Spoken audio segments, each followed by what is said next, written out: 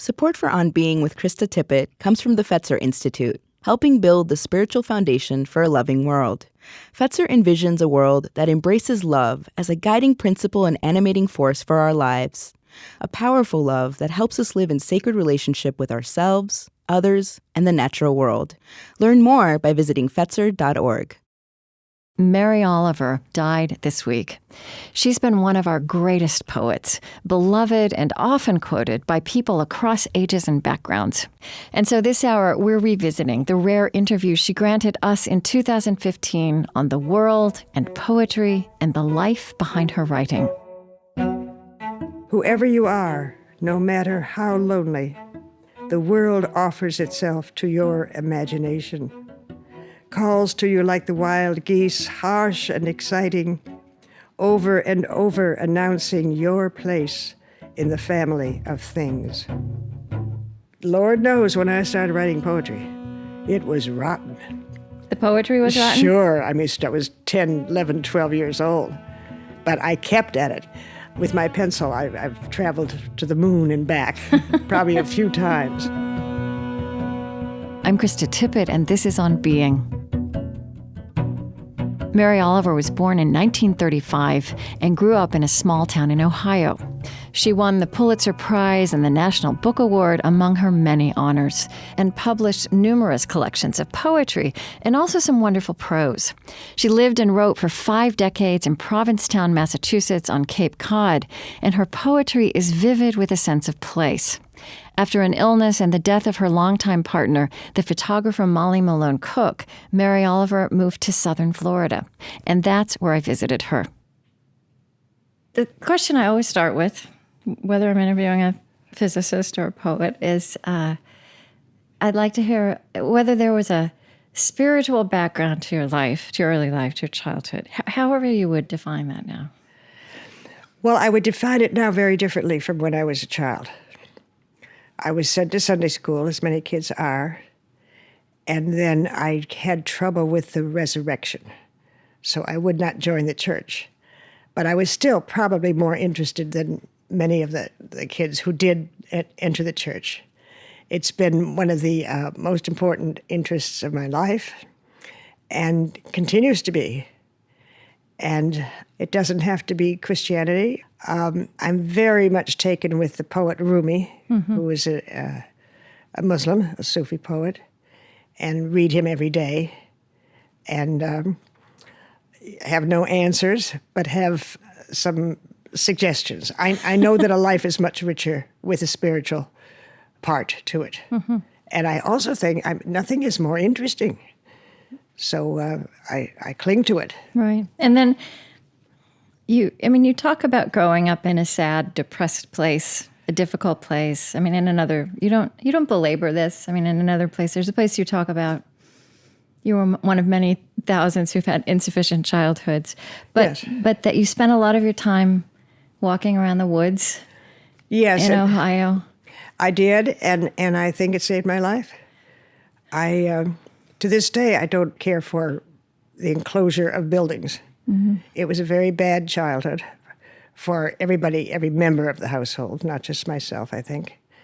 And I escaped it, barely, with years of trouble. Yeah.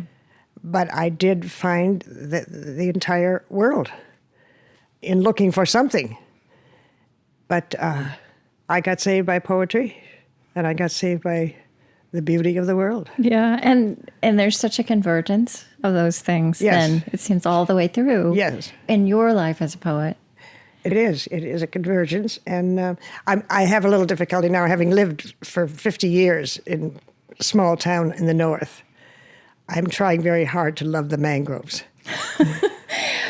Well, I know. It takes a while. I have to say, you and your poetry, for me, are so closely identified with Provincetown and yes. and that part of the world and that kind of dramatic weather, yes. that kind of shore. Yes. And so when I had this amazing opportunity to come visit you, and I said, "Oh, great, we're going to Cape Cod." No, we're going to Florida. Yes. Well, I just sold my condo to a very dear friend this summer, and I bought a little house down here, which is needs very serious reconstruction.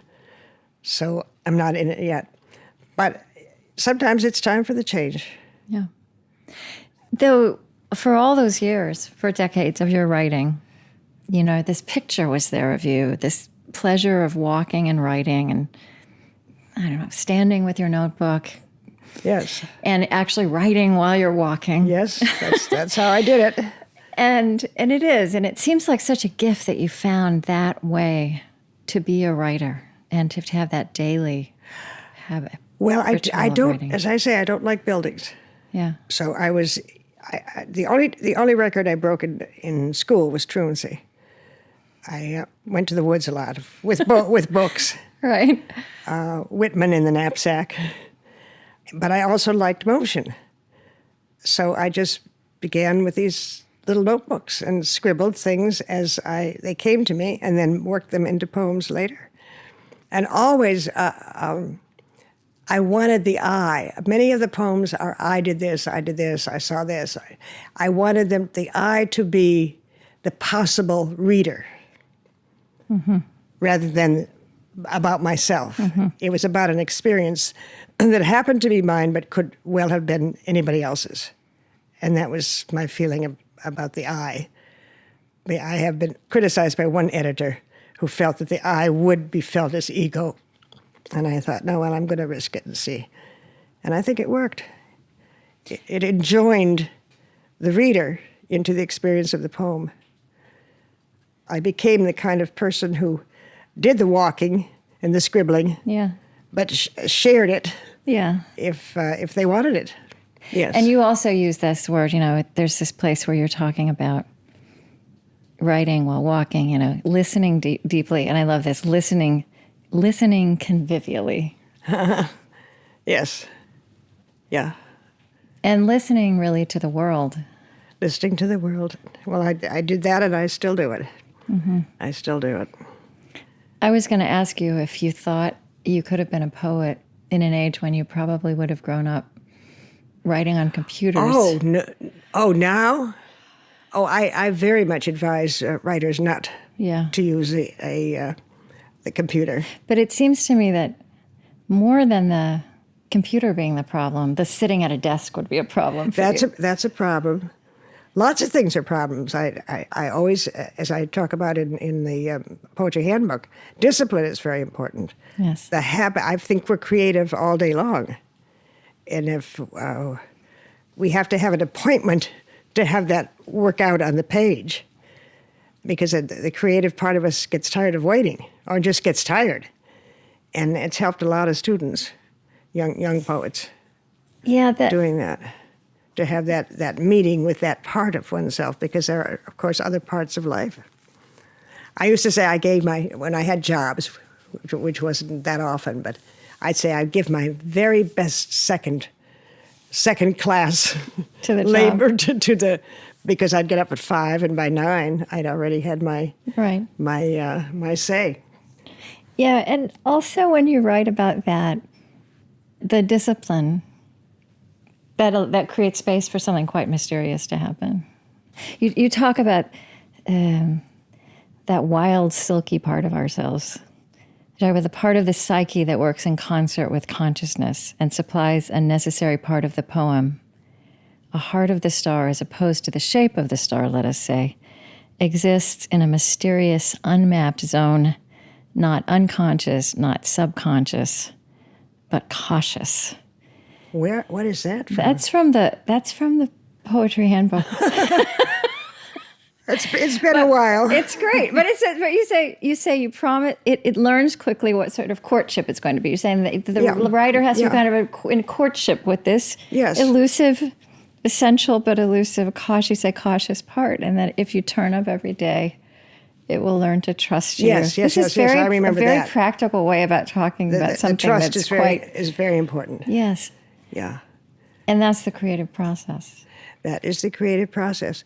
It's also true that I believe poetry, it is a convivial and a kind of, it's very old, it's very sacred, it's very wishes for a community. It's a community ritual, certainly.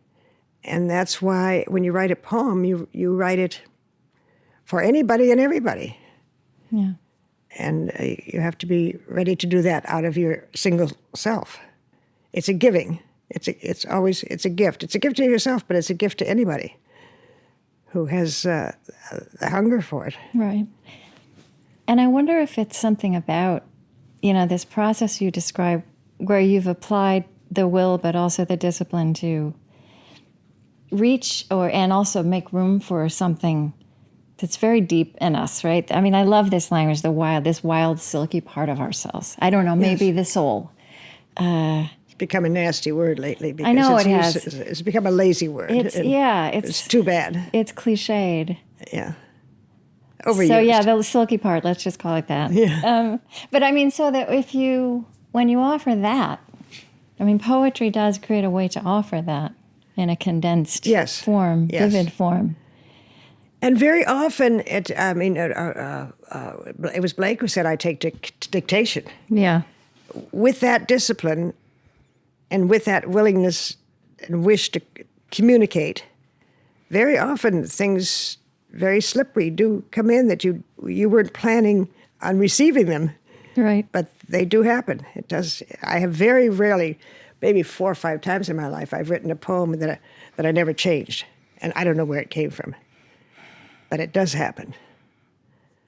But it happens among hundreds of poems that you've struggled over. Yeah.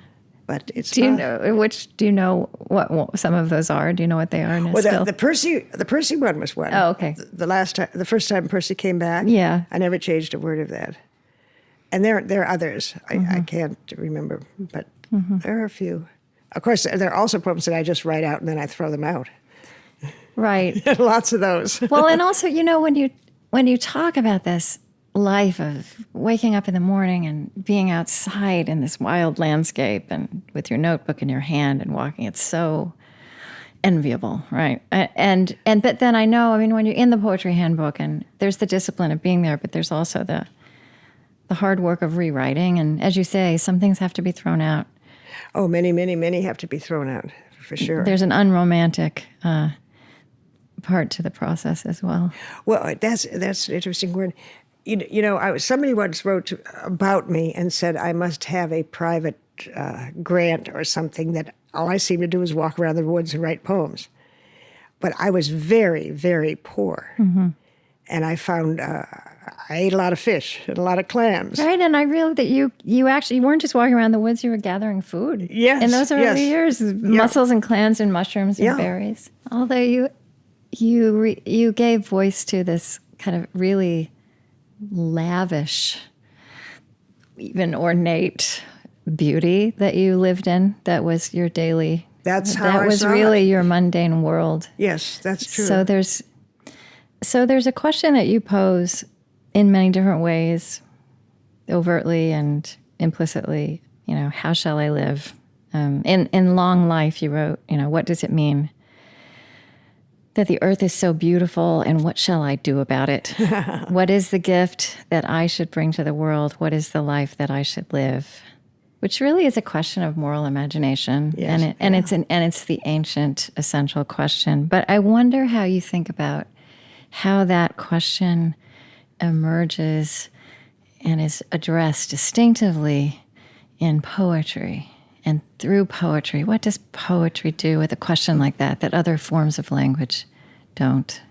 Well, I think I would disagree that other forms of language don't, but poetry has a different kind of attraction. Yeah. So what is that attraction in poetry? I think it's the way it's written. It's the fact that it has been communal for years and years and years, and we've missed it. But I do think poetry has enticements of sound that are different from literature. Literature certainly has it too, or some literature, the best literature. And it has, it's easier for people to remember. Mm-hmm. People are more apt to remember a poem and therefore feel they own it. Right. And can speak it to themselves as you might a prayer. Then they can remember a chapter and quote it. And that's very important because then it belongs to you. You have it when you need it. But poetry is certainly closer to singing than prose. Right. And singing is something that we all love to do or wish we could do. And it goes all the way through you. Yes, it does indeed.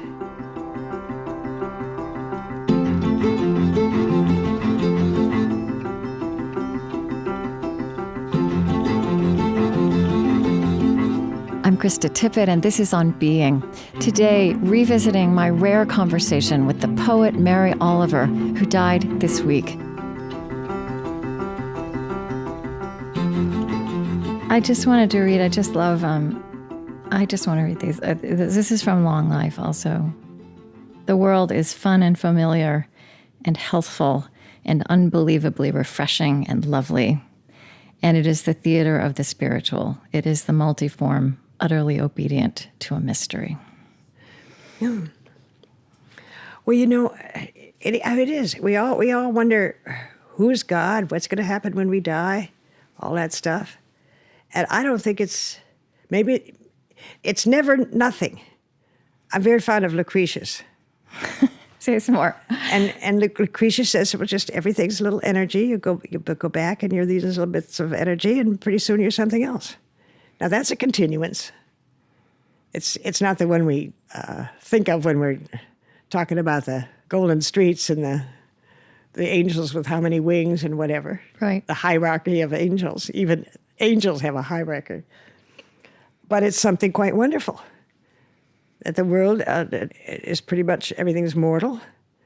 It dies, but its parts don't die. Its parts become something else. And we know that when we bury a dog in the garden and with a rose bush on top of it. We know that there is replenishment. And that's pretty amazing. Mm-hmm. And what more there might be, I don't know, but I'm pretty confident of that one. And I mean, again, do you think spending your life as a poet and working with words and responding to the world in the way you have as a poet gives you, I don't know, tools to work with? Because putting words around God or what God is or who God is or, I don't know, heaven, it's always insufficient. It's always insufficient, but the quest and the wonder is not unsatisfying. It's never totally satisfying, mm-hmm. But it's intriguing, and also what one does end up believing, even if it shifts, has an effect upon the life that you live, or the life that you choose to live or try to live. Mm-hmm. So it's an endless, unanswerable quest. So I find it endlessly fascinating. And I think also religion is very helpful in people not thinking that they themselves are sufficient. Mm-hmm. That there is something that has to do with all of us that is more than all of us are. And I think, that is what you do because of the particular vision that you have, what you pay attention to, what you attend to, which is that grandeur, that largeness of the natural world, which, a couple of years ago when I was writing, and I picked up your book, 1,000 Mornings, and here's the first one. I go down to the shore. I go down to the shore in the morning, and depending on the hour, the waves are rolling in or moving out. And I say, oh, I am miserable. What should I do? And the sea says in its lovely voice, excuse me, I have work to do. I love that. And I have to say also, to me, it was just, it's so perfect. It kind of is like, what's the point of writing bringing 50,000 new words into the world? This says it all. Well, I have had a rash, which seems to be continuing, of writing shorter poems. Mm-mm. I noticed that in your more recent poems. And it probably is an influence from Rumi, whose poems are many of them are quite short. But if you could say it in a few lines, you're just decorating for the rest of it, unless you could make something more intense. But if you said what you want to say, you're not going to make it more intense. You're just going to repeat yourself. Yeah. So I've got a poem that will start the next book, and I think it goes like this. Things take the time they take. Don't worry. How many roads did St. Augustine follow before he became St. Augustine? Same kind of thing. What else is there to say? Right. And, that's 4 lines, and that's not a day's work, but the poem is done.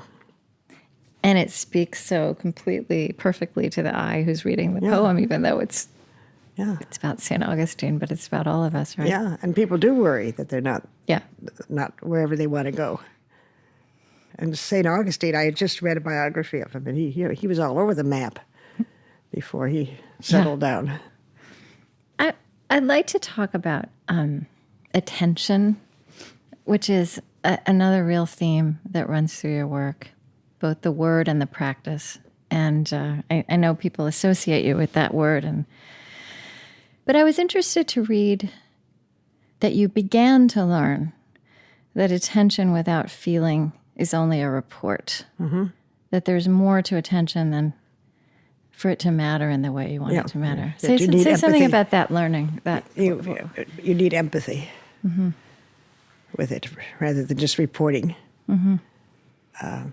Reporting is for field guides, and they're great. They're helpful, but that's what they are. But they're not thought provokers, and they don't go anywhere. And I say somewhere that attention is the beginning of devotion, which I do believe. But that's it. A lot of these things are said, but can't be explained. I think your poem "A Summer Day" is one of the best known, and yes, it is. I would say that's true. Yeah. So my daughter, who is now 21 and all grown up, but who then was about 12, was assigned to memorize "A Summer Day." The summer day. The summer day in 6th grade. And so she came home reciting this poem, and I felt really embodying it. And we actually played it in the show. Anyway, I brought it because I wanted you to hear it. And so remember, she's not reading it. She'd learned it. The summer day. Who made the world? Who made the swan and the black bear? Who made the grasshopper? This grasshopper, I mean. The one who has flung herself out of the grass. The one who is eating sugar out of my hand. Who is moving her jaws back and forth instead of up and down. Who is gazing around with her enormous and complicated eyes. Now she lifts her pale forearms and thoroughly washes her face. Now she snaps her wings open and floats away. I don't know exactly what a prayer is. I do know how to pay attention, how to fall down into the grass, how to kneel down in the grass, how to be idle and blessed, how to stroll through the fields, which is what I have been doing all day. Tell me, what else should I have done? Doesn't everything die at last and too soon? Tell me, what is it you plan to do with your one wild and precious life? It's a beautiful reading. Is that fun for you to hear? Yeah. How old was she then? She was about 12. Yeah. Beautiful. But so many young people, I mean, young and old, have learned that poem by heart, and it's become part of them. Yeah. One thing about that poem, which I think is important, is that the grasshopper actually existed, and yet I was able to fit him into that poem. And the sugar he was eating was part of frosting from a Portuguese lady's birthday cake, which wasn't important to the poem. Right. But even seeing that little creature come to my plate and say, I'd like a little helping of that. Right. it somehow fascinates me that that's just personal for me, that it was Mrs. Segura, probably her 90th birthday cake or something. Did she ever read the poem? Did she ever know? No, she was past that. Uh-huh. Her daughters may have, but I never advertised myself as a poet. And there was that wonderful thing about the town, and that is, I was taken as somebody who worked like anybody else. And I'd go, there was the one fellow who was the plumber, and we'd maybe meet in the hardware store in the morning. You mean in Provincetown? Yeah. And he'd say, "Oh, hi, Mary, how's your work going?" I said, "Pretty good, how's yours?" Yeah. And it was the same thing. Yeah. There was no sense of eliteness or difference, and that was very nice. I was just, in fact, it is a funny story. When the Pulitzer Prize was announced, which I didn't even know they'd turned the book in for it. I was, at that time, as the whole town was doing, going out to the dump most mornings, which was a mess. That was before they clean up, to buy shingles. I was shingling the house or some kind of thing. Right. And a friend of mine came by, a woman who's a painter, and she said, "Ha, what are you doing, looking for your old manuscripts?" It was very funny. And you didn't know she'd heard the news? I knew, but my job in the morning was to go find some shingles.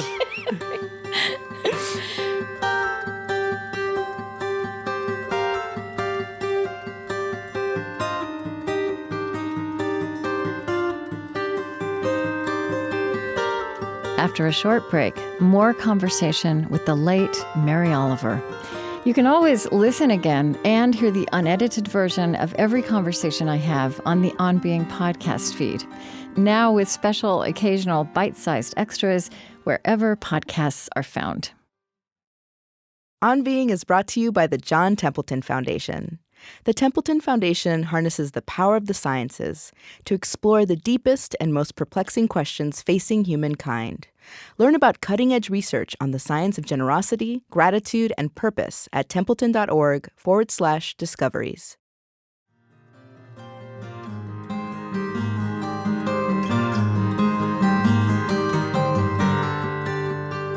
I'm Krista Tippett, and this is On Being. Today, remembering the great poet Mary Oliver, who died this week. We're revisiting the rare interview she granted us in 2015 on the world and poetry and the life behind her writing. She won the National Book Award and the Pulitzer Prize, among her many honors, and her poetry is beloved by people across ages and backgrounds. Later in life, she moved from Cape Cod to Florida to be close to friends, and that's where we visited her.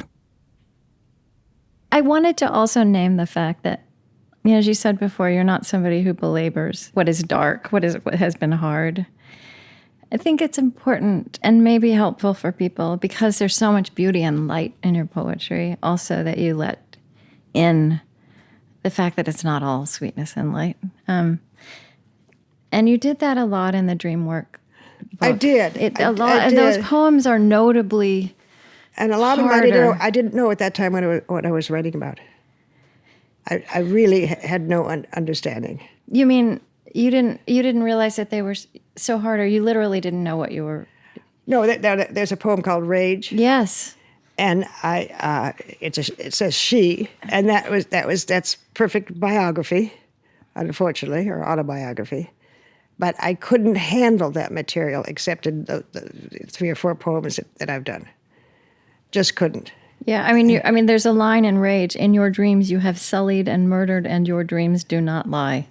Yeah, and that's how I felt. But I didn't know I was talking about my father. Children forget.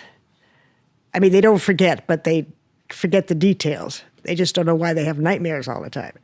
It's very difficult. Isn't it incredible that we carry those things all our lives? Well, decades and decades. We do carry it, but it is very helpful to figure out as best you can what happened and why these people were the way they were. Yeah.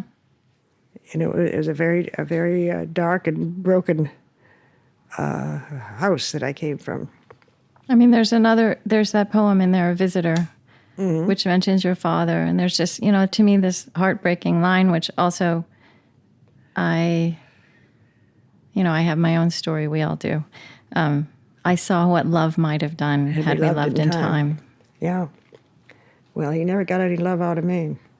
Yeah. Or deserved it. But what you mostly makes you angry is the loss of the years of your life. Mm-hmm. Because it does leave damage. Mm-hmm. But there you are. You do what you can do. And I think you have such a capacity for joy, especially in the outdoors, right? Yeah. And you transmit that, and it's that joy. You know, if you're capable of that, having, you know, how much more of it would there have been? Well, I saved my own life by finding a place that wasn't in that house. Mm-hmm. And that was my strength. But I wasn't all strength. And it would have been a very different life whether I would have written about poetry or not. Who knows? Yeah. Poetry is a pretty lonely pursuit. And in many cases, I used to think I don't do it anymore, but that I'm talking to myself. There's nobody else in that house I was going to talk to. Yeah. And it was a very difficult time. And a long time. And I don't understand some people's behavior. But I guess what I'm saying, I think, is that it's a gift that you give to your readers to let that be clear, that this, you know, that your ability to love your one wild and precious life is hard won. Yeah. And I mean, I feel like you also, for all the glorious language about God and around God that goes all the way through your poetry, you know, you also acknowledge this perplexing thing. I mean, this was in Long Life. What can we do about God who makes and then breaks every God-forsaken beautiful day?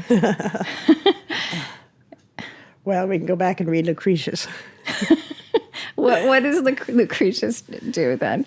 Well, Lucretius just presents this marvelous and important idea that what we are made of will make something else,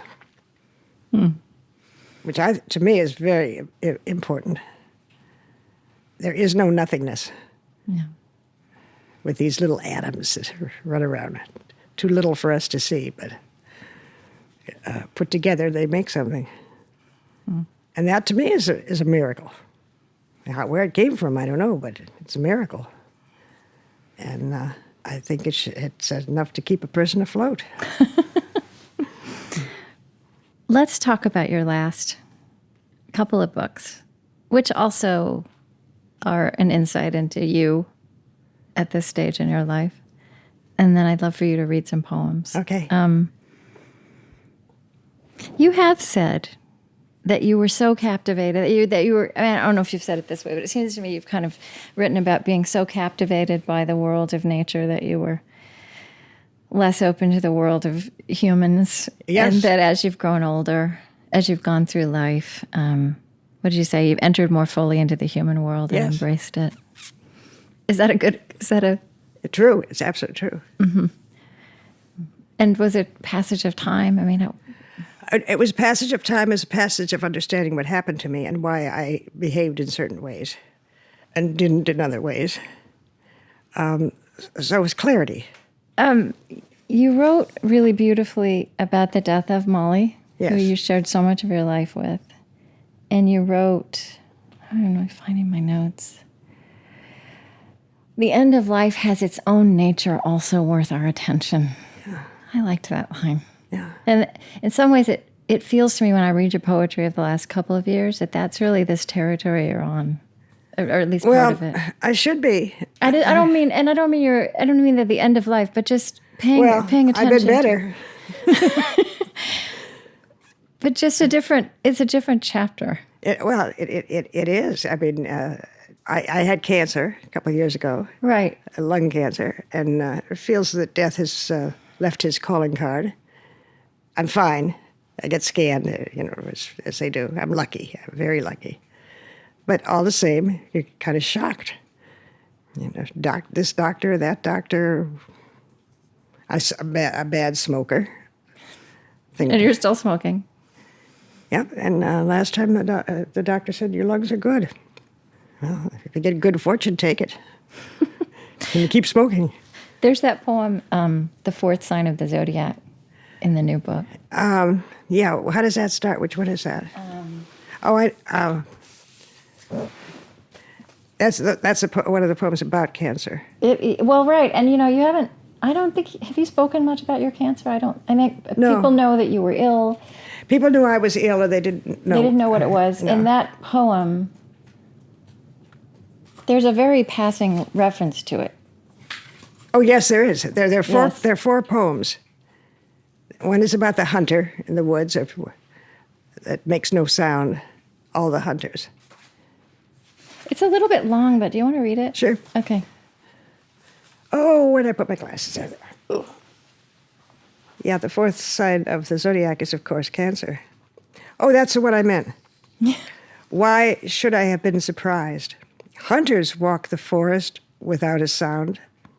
The hunter strapped to his rifle, the fox on his feet of silk, the serpent on his empire of muscles, all move in a stillness, hungry, careful, intent, just as the cancer entered the forest of my body without a sound.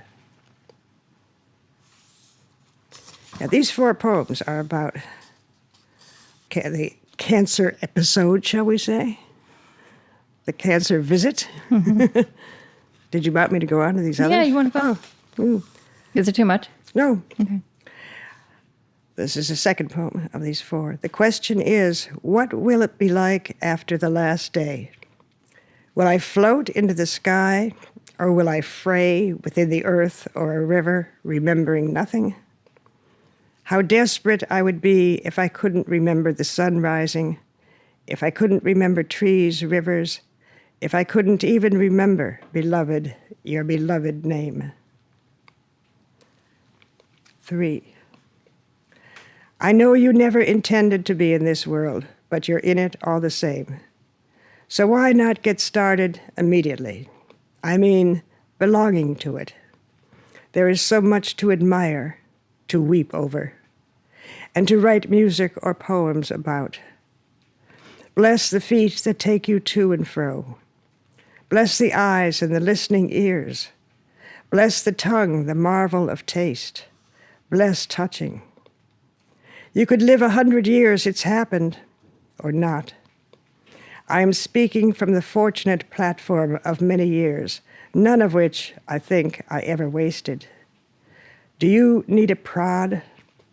Do you need a little darkness to get you going? Let me be as urgent as a knife then, and remind you of Keats, so single of purpose and thinking for a while he had a lifetime. 4. Late yesterday afternoon in the heat, all the fragile blue flowers in bloom in the shrubs in the yard next door had tumbled from the shrubs and lay wrinkled and faded on the grass. But this morning the shrubs were full of the blue flowers again. There wasn't a single one on the grass.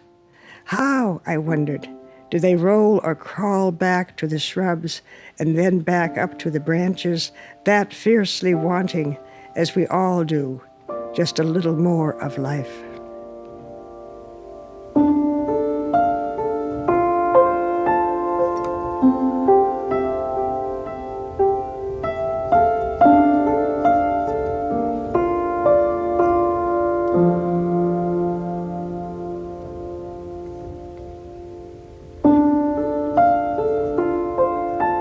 I'm Krista Tippett, and this is On Being.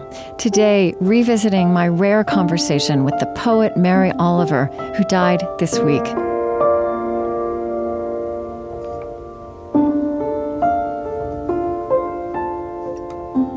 There are some of your poems, and I think The Summer Day is one, and Wild Geese is another, that have just entered the lexicon? Yeah, that three. The Summer Day, Wild Geese.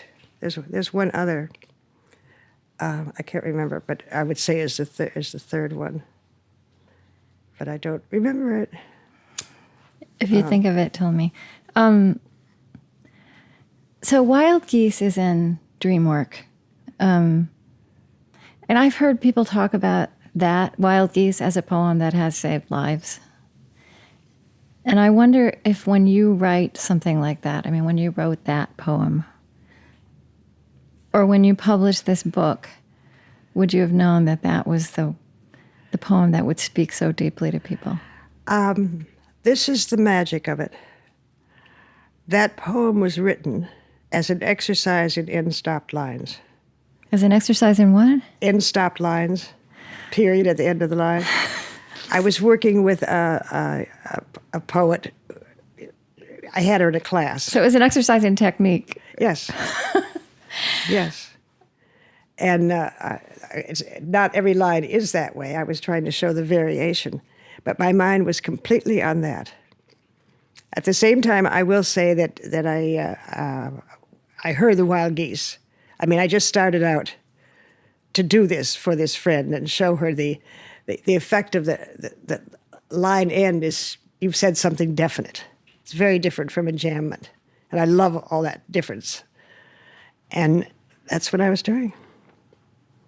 To your point that the mysteries and that combination of the discipline and the convivial listening. Yeah, I was trying to do a certain kind of construction. Nevertheless, once I started writing the poem, it was the poem, and I knew the construction well enough that I didn't have to think about, do I need an end sound line here, or is this where I should? It just worked itself out the way I wanted for the exercise. Would you read that one? Sure. That's kind of a secret, but but it's the truth. Wild Geese. I actually thought it was, oh no, there it is, 14, you're right. Wild Geese. You do not have to be good. You do not have to walk on your knees for 100 miles through the desert repenting. You only have to let the soft animal of your body love what it loves. Tell me about despair, yours, and I will tell you mine. Meanwhile, the world goes on. Meanwhile, the sun and the clear pebbles of the rain are moving across the landscapes, over the prairies and the deep trees, the mountains and the rivers. Meanwhile, the wild geese, high in the clean blue air, are heading home again. Whoever you are, no matter how lonely, the world offers itself to your imagination, calls to you like the wild geese, harsh and exciting, over and over announcing your place in the family of things. Well, it's a subject I knew a lot about. Yeah. You know, so it was just there in you. It what? It was there in you. It was there in me, yes. Once I heard those geese and, you know, said a line about anguish and where that came from, I don't know. Yeah. I'd say that's one of the poems that just came. Yeah. It wasn't dictated, but that's what Blake used to say. Yeah. And that's just a way of saying you don't know where it comes from. Yeah. But if you've done it a lot, and Lord knows when I started writing poetry, it was rotten. The poetry was rotten? Sure. I mean, I was 10, 11, 12 years old. But I kept at it. I used to say, with my pencil, I've traveled to the moon and back probably a few times. I kept at it every day. And finally, you learn things. I'm conscious that I want to move towards a close. I'd like to hear a little bit more. I mean, you've mentioned Rumi a few times. In 1,000 Mornings, you say, if I were a Sufi for sure, I would be one of the spinning kind. Yeah. And that's clear. I mean, that actually it makes so much sense from how you were always on the move, even as a teenager. How do you think your spiritual sensibility, and here we are again with that tricky word, but how has your spiritual, I don't want to say how's your spiritual life, I mean, you've said somewhere you become more spiritual as you've grown older. And I mean, what do you mean when you say that? What's the content of that? I've become kinder, more people-oriented, more willing to grow old. I always was investigative in terms of everlasting life, but a little more interested now, a little more content with my answers. There's this poem, the second poem in 1,000 Mornings, which is your 2013 book, which also to me just kind of says it all. What's the point of that? I happen to be standing. Would you read that one? Oh, yeah. Which is just, well, there it is. Yeah. I don't know where prayers go or what they do. Do cats pray while they sleep half asleep in the sun? Does the opossum pray as it crosses the street? The sunflowers, the old black oak growing older every year? I know I can walk through the world along the shore or under the trees with my mind filled with things of little importance in full self-attendance, a condition I can't really call being alive. Is a prayer a gift or a petition? Or does it matter? The sunflowers blaze, maybe that's their way. Maybe the cats are sound asleep. Maybe not. While I was thinking this, I happened to be standing just outside my door with my notebook open, which is the way I begin every morning. Then a wren in the privet began to sing. He was positively drenched in enthusiasm. I don't know why. And yet, why not? I wouldn't persuade you from whatever you believe, or whatever you don't. That's your business. But I thought of the wrens singing. What could this be if it isn't a prayer? So I just listened, my pen in the air. Well, the poems keep coming. In the Poetry Handbook, you wrote, poetry is a life-cherishing force, and it requires a vision, a faith, to use an old-fashioned term. Yes, indeed.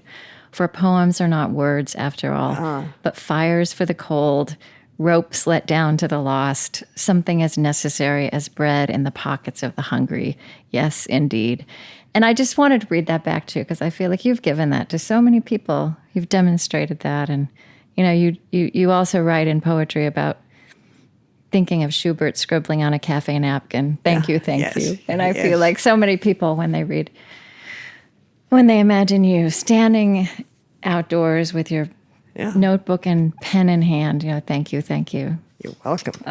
It's been a beautiful conversation. You're much welcome.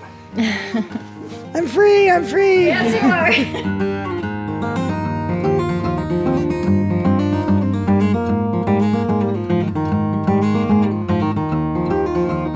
Mary Oliver died this week. Her many honors included the National Book Award and the Pulitzer Prize for Poetry. She published over 25 books of poetry and prose, including Dreamwork, 1,000 Mornings, and the Poetry Handbook. You may not know that we usually post the unedited interview behind each week's episode. The 90 minutes we originally recorded with Mary Oliver contains so many lovely moments, including more of her ruminations on her move from the landscape of Cape Cod to that of Florida, and on her love for the dogs in her life. Have your dogs and your love of your dogs and life with dogs infused your theology? Or is that too lofty a question? Well, Rilke wrote a poem. A friend of mine did a painting of it, of just a picture of a dog. And the quote is, the soul for which there is no heaven. Well, no thank you.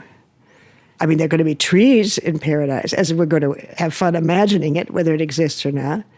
Dogs are certainly going to be there. Poor little burros and donkeys after all the work they've done in the world. Good heavens, yes.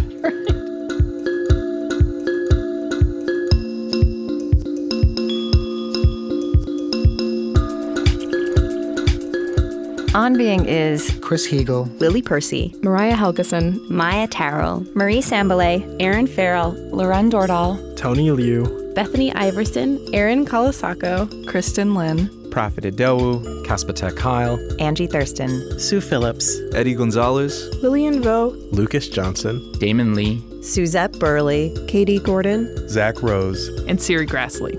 special thanks this week to Anne Godoff and Liz Calamari at Penguin Press and to Regula Nutzli at the Charlotte Sheedy Literary Agency. Our lovely theme music is provided and composed by Zoe Keating. And the last voice you hear singing our final credits in each show is hip-hop artist Lizzo. On Being was created at American Public Media. Our funding partners include the Fetzer Institute, helping to build the spiritual foundation for a loving world. Find them at fetzer.org.